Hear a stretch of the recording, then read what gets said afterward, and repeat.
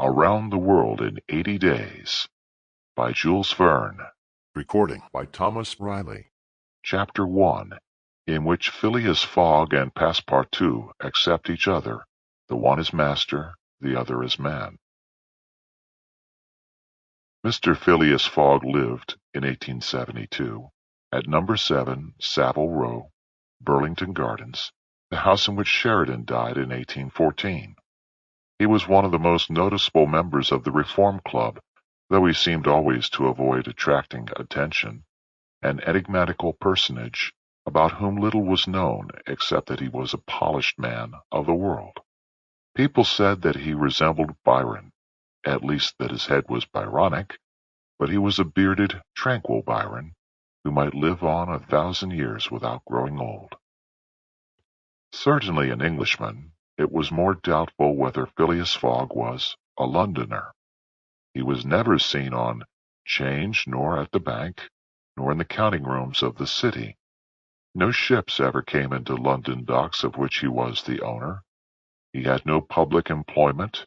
He had never been entered at any of the Inns of Court, either at the Temple, or Lincoln's Inn, or Gray's Inn, nor had his voice ever resounded in the Court of Chancery, or in the Exchequer, or the Queen's Branch, or the ecclesiastical courts. He certainly was not a manufacturer, nor was he a merchant or a gentleman farmer. His name was strange to the scientific and learned societies, and he never was known to take part in the sage deliberations of the Royal Institution, or the London Institution, the Artisans' Association, or the Institution of Arts and Sciences. He belonged, in fact, to none of the numerous societies which swarm in the English capital, from the Harmonic to that of the Entomologists, founded mainly for the purpose of abolishing pernicious insects.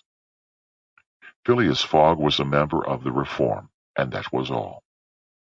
The way in which he got admission to this exclusive club was simple enough. He was recommended by the Barings, with whom he had an open credit. His checks were regularly paid at sight from his account current, which was always flush.